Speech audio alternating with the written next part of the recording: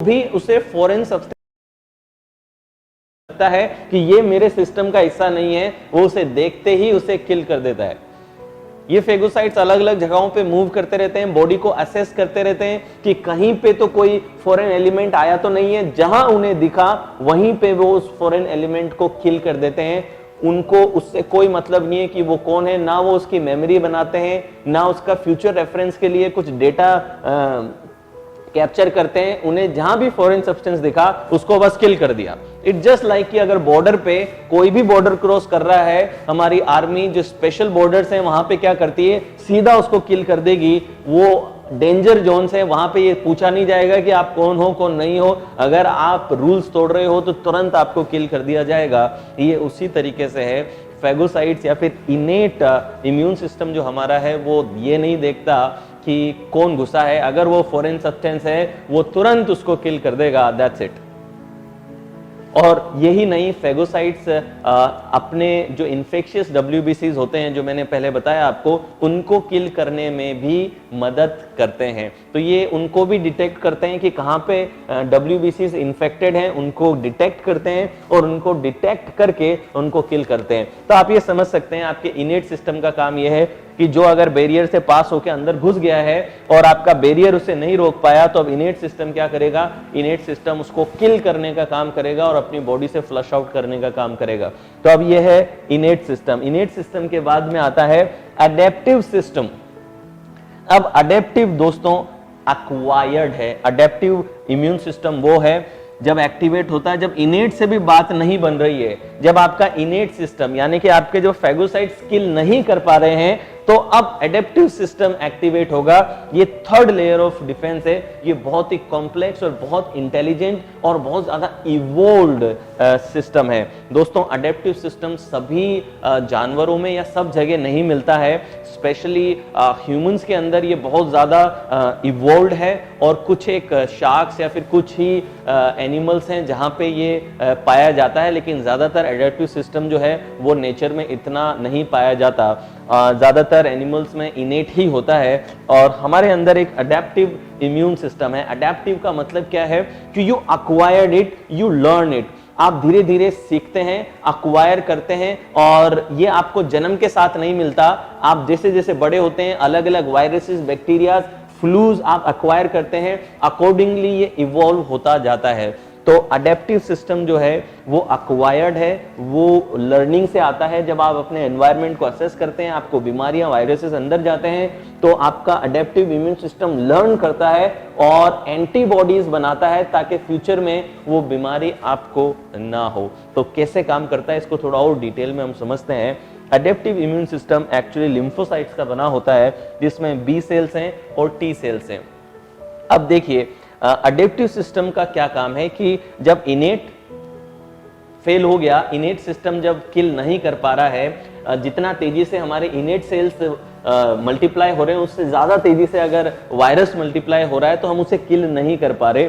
तो अभी क्या होगा, इनेट और एडेप्टिव के बीच में मैक्रोफेजेस काम करते हैं। मैक्रोफेजेस क्या करते हैं कि जो भी फॉरेन वायरस आया है या फॉरेन सब्सटेंस आया है वो उसको किल करके उसको उसका सिग्नल भेजते हैं हमारे टी सेल्स को।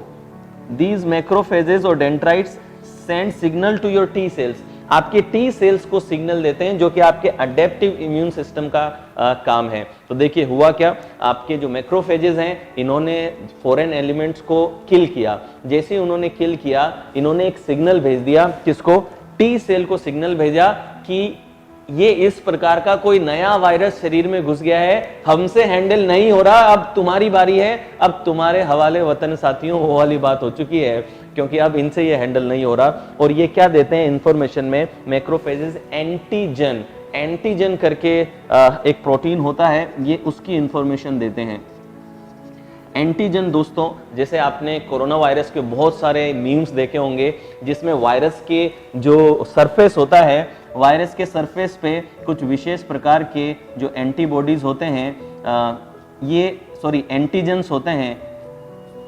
तो मैक्रोफेजेस क्या करते हैं, इनको किल करके इनके एंटीजेंस की, कि उनके सरफेस पे किस प्रकार के प्रोटीन लगे हैं, उनकी इंफॉर्मेशन टी सेल तक भेज देते हैं उन्हें किल करके। और अब जो हमारा टी सेल है वो टी सेल बताता है बी सेल को कि भाई ये एंटीजन है, इसका एंटीबॉडी तैयार करो। दोस्तों जो बी सेल्स हमारे हैं, बी सेल्स का काम है एंटीबॉडीज क्रिएट करना। एंटीबॉडीज क्या होती हैं? एक लैचिंग सिस्टम, एक लॉकिंग सिस्टम है। वो क्या करती हैं? जैसे ही एंटीबॉडीज बनेंगी वो एंटीबॉडीज जाकर के वो एंटीबॉडीज जो हैं वो जाकर के लॉक हो जाएंगी और इसके जो वायरस के जितने भी एंटीजेंस हैं उसके सरफेस पे जाकर के लॉक हो जाएगी।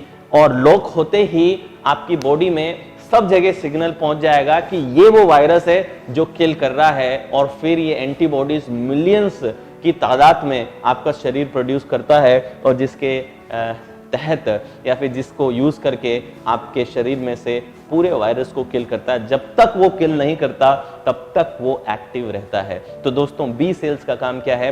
एंटीबॉडीज क्रिएट करने का। तो यानी कि आपका जो अडेप्टिव सिस्टम है वो कितना असेसिंग कर रहा है। देखिए मैं आपको बताता हूं कि एक फॉरेन वायरस घुसा, उसको किल करने की क्षमता हमारे अंदर नहीं है और हम पहचान भी नहीं पा रहे कि ये इसका तोड़ क्या है। तो हुआ क्या? माइक्रोफेजेस ने उसके एंटीजन लिया कि ये वायरस का जो सरफेस है उस पे ये प्रोटीन्स लगे हुए हैं। तो इन्होंने टी सेल को भेजा, टी सेल ने बी सेल को भेजा और बी सेल ने असेस किया उस एंटीजन को और उसके अकॉर्डिंगली एक जैसे कि ताला मिल गया और उस ताले के हिसाब से चाबी बनाई। तो बी सेल क्या करते हैं कि ये ताला किस चाबी से खुलेगा वैसी चाबी क्रिएट करते हैं जिसे हम एंटीबॉडीज कहते हैं। एंटीबॉडीज एक विशेष प्रकार के प्रोटीन्स हैं जो प्रोटीन्स आपके वायरस के सरफेस पे लैच हो जाते हैं, अटैच हो जाते हैं और फिर वायरस को किल किया जाता है। तो देखिए दोस्तों कितना एक असेसिंग बन गया, एक असेसिंग हुई, मॉनिटरिंग हुई और इसी वजह से आपका जो एडेप्टिव सिस्टम होता है वो थोड़ा स्लो होता है। वो टाइम लेता है असेस करने में, एंटीजेंस को आइडेंटिफाई करने में और उसके एंटीबॉडीज बनाने में। लेकिन ये इतना इफेक्टिव है कि एक बार एंटीबॉडीज बन गई तो अब आपका एडेप्टिव इम्यून सिस्टम उसका पिक्चर लेके रखेगा। यानी कि मैं समझाने के लिए सिर्फ बोल रहा हूं, नॉट एग्जैक्टली फोटोग्राफ, मगर उसका एक पिक्चर वो अपने पास में रखेगा ताकि फ्यूचर में अगर ये सेम वायरस आपके शरीर में घुसा तो अब वो आपको बीमार नहीं होने देगा या तुरंत उसको किल कर देगा। इस बार एडेप्टिव सिस्टम को टाइम नहीं लगेगा। ये उसी तरीके से है दोस्तों कि अगर एक क्रिमिनल का फोटोग्राफ आपके पास में नहीं था और वो आपके देश में घूम रहा है तो उसको पकड़ना मुश्किल है, टाइम लगेगा उसको पकड़ने में। लेकिन एक बार उसको पकड़ा हुआ है और उसका फोटोग्राफ और उसका डेटाबेस अगर पुलिस के पास में है तो अगली बार अगर उसको पकड़ना है तो पूरे देश में क्या करेंगे, सभी पुलिस स्टेशन में उस फोटोज को फॉरवर्ड कर देंगे कि ये उसकी शक्ल है, इसको जहां आइडेंटिफाई करो वहां पे उसको किल करना है। तो ये एग्जैक्टली इसी तरीके से ये एनालॉजी में मैंने समझाया कि ऐसे ही आपका इम्यून सिस्टम जो अडेप्टिव इम्यून सिस्टम है वो मेमोरी भी रखता है ताकि फ्यूचर में कोई वायरस या बैक्टीरिया का आप पे अटैक हो तो आपकी बॉडी को वो बचा सके। तो दोस्तों जो चिकन पॉक्स में होता है कि एक बार ही आपको होता है फिर वापस आपको नहीं होता। क्यों? क्योंकि जब आपको एक बार हो गया तो आपने एंटीबॉडीज क्रिएट कर लिए और अब आपका अडेप्टिव सिस्टम फ्यूचर में आपको जैसे ही ये वायरस आने लगेगा ये उसको एंटीबॉडीज के जरिए किल कर देगा। तो दोस्तों बड़ी सिंपल भाषा में मैंने आपको समझाने की कोशिश की, लेकिन एक बात अब आपको समझ में आ चुकी होगी कि आपके शरीर में 24 घंटे 24 आवर्स आपकी जिंदा होने से लेकर के जिस दिन आपने बर्थ लिया, जिस दिन आप जन्मे, वहां से लेकर के आपकी मृत्यु तक हर रोज हर पल ये सारे सेल्स मिलके ये पूरा सिस्टम आपको बचाने में लगा हुआ है। डोंट यू थिंक कि हमारी जिम्मेदारी बनती है? डोंट यू थिंक कि ये हमारी रिस्पॉन्सिबिलिटी है, ये हमारी ड्यूटी है कि हम हमारे सेल्स को सपोर्ट करें, उनके अगेंस्ट में काम करने के बजाय गंदा खाना खा के, बहुत ज़्यादा शुगर्स लेकर के, अपने स्लीपिंग हैबिट्स बिगाड़ करके, बहुत ज़्यादा डर में जी करके हम हमारे इम्यून सिस्टम को सपोर्ट नहीं कर रहे हैं। इनफैक्ट हम हमारे इम्यून सिस्टम के अगेंस्ट में काम कर रहे हैं। और जब आप अपने इम्यून सिस्टम के अगेंस्ट हो जाते हैं तो धीरे धीरे आपका इम्यून सिस्टम भी गिव अप करने लगता है। तो दोस्तों इट इज़ वेरी इंपॉर्टेंट कि we should be grateful about our immune system and we should support our immune system आप कैसे सपोर्ट कर सकते हैं और क्या चीज़ें हैं, क्या फैक्टर्स हैं जो हमारे इम्यून सिस्टम को किल करते हैं, उन्हें मारते हैं। ये मैं आपको अगले वीडियोस में बताऊंगा कि कौन कौन से फैक्टर्स हैं जो हमारे इम्यून सिस्टम को किल कर रहे हैं, या फिर हमारी कौन सी आदतें हैं जो हमारे इम्यून सिस्टम को किल करती हैं। मैं अब आपको अगले वीडियो में समझाऊंगा। आज के लिए सिर्फ इतना ही।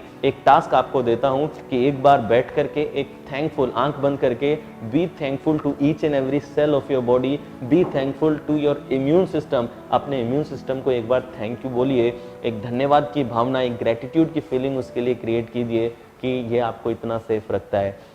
Till then take care, I will see you in the next.